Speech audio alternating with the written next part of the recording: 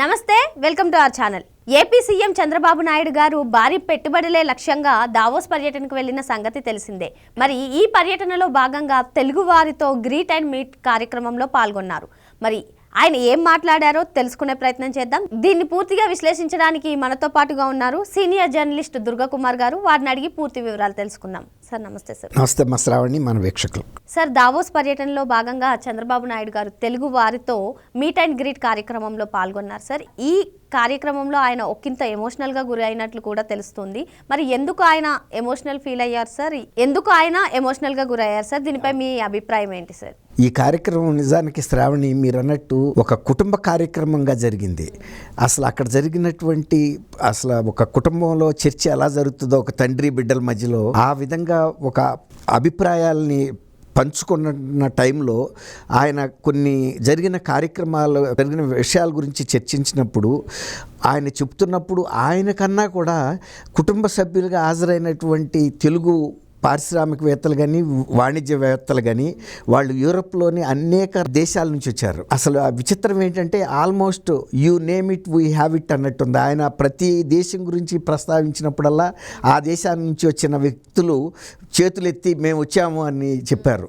కొన్ని remote countries, అంటే అసలు ఇండియన్స్ చాలా వరకు వెళ్ళలేని ప్రదేశాలు కూడా ప్రతి సాట కూడా తెలుగు పాదం మోపారు తెలుగువారు అనే ఒక ప్రెజెన్స్ ఫీల్ అయ్యేటప్పటికి ఆయన కూడా భావోద్వేగానికి గురయ్యారు. అంటే మన తెలుగు వాళ్ళు ఎక్కడ అవకాశం ఉంటే అక్కడ అవకాశం అందిపుచ్చుకున్నారు. ఒకప్పుడు యూరప్లో అంత ఓపెన్ ఎంట్రీ ఉండేది కాదు ఇండియన్స్కి కానీ ఎవరికి కానీ. అట్లాంటిది ఎప్పుడైతే అక్కడ అవకాశాలు వచ్చినాయో లేదో అందరికన్నా ముందు తెలుగు వాళ్ళే ముందుగా వెళ్ళారు అక్కడికి. అక్కడ వాళ్ళకంటూ ఒక గుర్తింపు తెచ్చుకున్నారు. ఇంకా కూడా మీరు అక్కడ కృషి చేస్తే ఇంకా స్థాయి, మీరు ఇంకా కూడా ఆ దేశంలో ఇంకా ప్రముఖులుగా రాణించగలుగుతారని కూడా ఆయన ప్రోత్సహించాడు.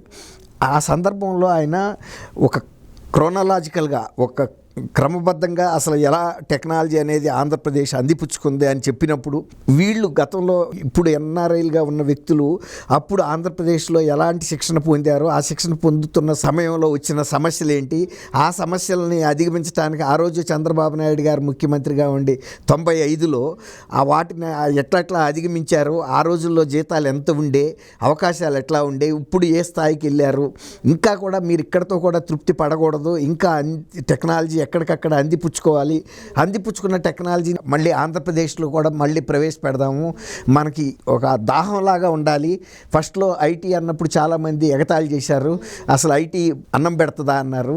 నేను ఆ రోజుల్లో కూడా చెప్పాను, తల్లిదండ్రులకు కూడా మీరిచ్చే 50 ఎకరాలు 100 ఎకరాలు కాదు సంపద, మీరు మంచి విద్య ఇవ్వండి, దాని మూలాన వాళ్ళు ఎక్కడికి వెళ్ళైనా సరే ఇంతకన్నా ఎక్కువ సంపాదించుకుంటారని చెప్పాను. అప్పుడు చాలామంది తల్లిదండ్రులు కొంత అవగాహనకు వచ్చారు. అందువల్లే మిమ్మల్ని అటువంటి అడ్వాన్స్డ్ ఎడ్యుకేషన్లో పెట్టారు. ఆ రోజున మేము కూడా ప్రపంచంలో ఎక్కడెక్కడైతే అడ్వాన్స్డ్ టెక్నాలజీలో మీ ఎక్స్పర్ట్స్ ఉన్నారో వాళ్ళందరినీ తెప్పించాము, హైదరాబాదు తెప్పించి ఆ రోజు ఆ శిక్షణ ఇచ్చాము. మెడికల్ ట్రాన్స్క్రిప్షన్ దగ్గర నుంచి మొదలెట్టాడు ఆయన. మెడికల్ ట్రాన్స్క్రిప్షన్ అంటే అక్కడ విదేశాల్లో ఉండే డాక్టర్స్ డిక్టేట్ చేసేవాళ్ళు పేషెంట్స్కి సంబంధించిన రిపోర్ట్స్, అది ఇక్కడ మనాళ్ళు రాసుకుని దాన్ని టైప్ చేసి మళ్ళీ తెల్లారి డాక్టర్ గారు అక్కడికి వచ్చేటప్పటికి ఆ రాత్రిపూట ఇక్కడ వీళ్ళు రెడీ అయ్యి చేస్తుండేవాళ్ళు. అప్పుడు అక్కడ ప్రొనౌన్సియేషన్ని అర్థం చేసుకోవడానికి, మెడికల్ టర్మినాలజీని పదాలను అర్థం చేసుకోవడానికి మన పిల్లలు కష్టపడుతున్నప్పుడు నేను అప్పుడు బ్రిటన్ నుంచి డాక్టర్స్కి సంబంధించిన టర్మినాలజీ చెప్పగలిగిన, ప్రొనౌన్సియేషన్ చెప్పగలిగిన ఎక్స్పర్ట్స్ని తెప్పించాము. ఆ రోజు మీరు ఆ అవకాశాలను బాగా ఉపయోగించుకున్నారు. అక్కడి నుంచి మనం దేశాలకి టెక్నాలజీ అంటే వాళ్ళకి ఒక సపోర్టివ్ సిస్టమ్గా ఎలా పనిచేయొచ్చని మనం అక్కడ ప్రవేశించిన వ్యక్తులని వాళ్ళ ఈ స్థితికి వచ్చాము. నాకు గర్వకారణంగా ఉంది. మీరు ఇంతంత వాళ్ళ జాబ్ సీకర్స్ కాదు, మీరు జాబులు ఇచ్చే స్థితికి మీరు వెళ్ళాలి. ఇంకా ఆ ప్రయత్నం కూడా మనం చేయాలి. ఇప్పటికే కొంతమంది మీరు ఆ దశకు వచ్చారు, మిగిలిన వాళ్ళు కూడా అంత సీరియస్గా తీసుకోండి. నేను మిమ్మల్ని అందరినీ ఇక్కడ ఇన్ని దేశాల్లో ఏ పేరు చెప్పినా ఆ దేశంలో ఉన్నామని మీరు చేతులు ఎత్తడం నాకు గర్వకారణంగా అనిపించింది. సార్, ఇంకా ఇదే క్రమంలో ఆయన అక్రమ అరెస్ట్ గురించి తలుచుకుని కూడా ఆయన నన్ను 53 రోజులు జైల్లో పెట్టినప్పుడు నేను అనుకున్నాను, మీరు అందరూ ఎక్కడెక్కడ విదేశాల్లో ప్రతి దేశంలోనూ నిరసన చేశారు, ఏదో ఒకరోజు చేసేసి వదిలిపెట్టడం కాదు, నేను విడుదల అయ్యే వరకు కూడా మీరు రకరకాల రూపాల్లో నిరసన తెలియజేయటం అనేది అసలు నన్ను కదిలించింది, నాకు భావోద్వేగానికి గురయ్యాను. ఇంకోటి చెప్పాడు ఆయన, నిజానికి ఎవరైనా ఒక వ్యక్తి చనిపోతే ఆ వ్యక్తి అప్పుడు గుర్తులు పెట్టుకుంటారు ఫలానా వ్యక్తి అని, కానీ నేను జీవించి ఉండగానే నన్ను మీరు ఇంత హృదయాల్లో పెట్టుకున్నారనేది నేను స్వయంగా చూశాను. నాకు అది ఇంకా గర్వకారణంగా అనిపిస్తుంది మిమ్మల్ని చూస్తేను. నా పట్ల మీరు చూపించిన ఆదరణ, నేను ఎట్లాంటి సేవ మీకు చేసి కూడా నేను రుణం తీర్చుకోలేను. అంతటి రుణం అంటే మీరు నన్ను రుణగ్రస్తుని చేశారు మీ అభిమానంతో అని చెప్పినప్పుడు కళ్ళనీళ్ళ పర్యంతమయ్యారు. ఎందుకంటే మళ్ళీ ఆ ఉద్వేగభరితమైనటువంటి క్షణాలు వాళ్ళు గుర్తు తెచ్చుకున్నారు.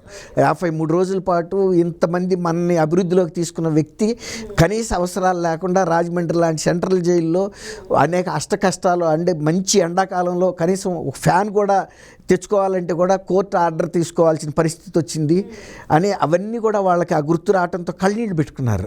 అసలు ఇంకోటి ఏంటంటే ఆయన మాట్లాడుతున్నప్పుడు కూడా చంద్రబాబు నాయుడు గారు ఇంకా ఆయన వయసు 10 ఏళ్ళు తగ్గిపోయినట్టుగా ఉంది.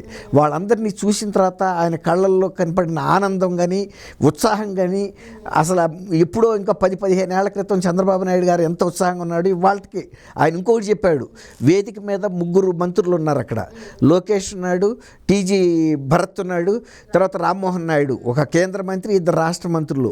చూసారా రాజకీయాల్లోకి తెలుగుదేశం ఈసారి ఇప్పుడు ఎట్లాంటి మార్పులు తీసుకొచ్చిందో మీరు చూడండి. వేదిక మీద ఉన్న వ్యక్తులు 3 నేను అంతా యువతరాన్ని తీసుకొచ్చాము, మీకు తగ్గ యువతరాన్ని ఎప్పటికప్పుడు మనం అప్డేట్ చేసుకుంటున్నాం, పార్టీని టెక్నాలజీని అప్డేట్ చేసుకుంటున్నాం, పరిపాలన అప్డేట్ చేసుకుంటున్నాము.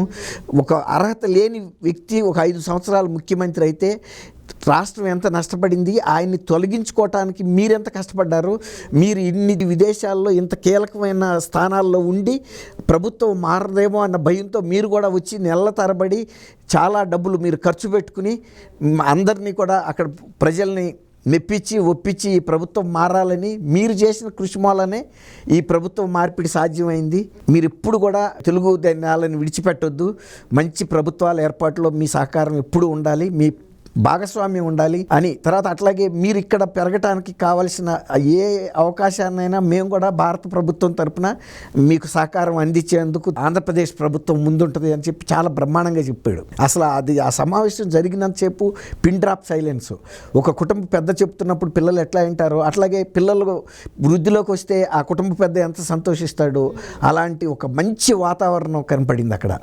ఆయనకు ఇంకోటి ఏంటంటే యూరోప్లో అన్ని భాగాల్లోనూ తెలుగు ప్రజలు తెలుగు పిల్లలు ఈ స్థానాల్లోకి వచ్చారు. ఇవాళ దావోస్కి నేను వస్తున్నానంటే నా మాటలు వినాలని, మళ్ళీ ఆంధ్రప్రదేశ్లో ఇంకా ఏమేమి అవకాశాలని అందిపుచ్చుకోవాలని మీరు వచ్చారంటే కూడా నేను సంతోషిస్తున్నాను కూడా చాలా ప్రోత్సహిస్తూ మాట్లాడటం అనేది ఒక నూతన ఉత్సాహం ఇచ్చింది. ఆ కార్యక్రమానికి ఈయన వెళ్ళినప్పుడు జ్యూరిచ్లో మన ఆ భారత రాయబారి ఆయన మృదుల్ కుమార్ స్వాగతం చెప్పి అప్పుడు meet and greet the Telugu people ఈ సమావేశం నిర్వహించారు. ఆ రాయబారి కూడా ఆ సమావేశంలో మరి ప్రపంచ వ్యాప్తంగా తెలుగు వారందరూ కూడా విస్తరించాలన్నదే చంద్రబాబు గారి కోరిక అని చెప్పి సార్ చెప్తున్నారు. Thank you sir. Thank you అమ్మా శ్రావణి.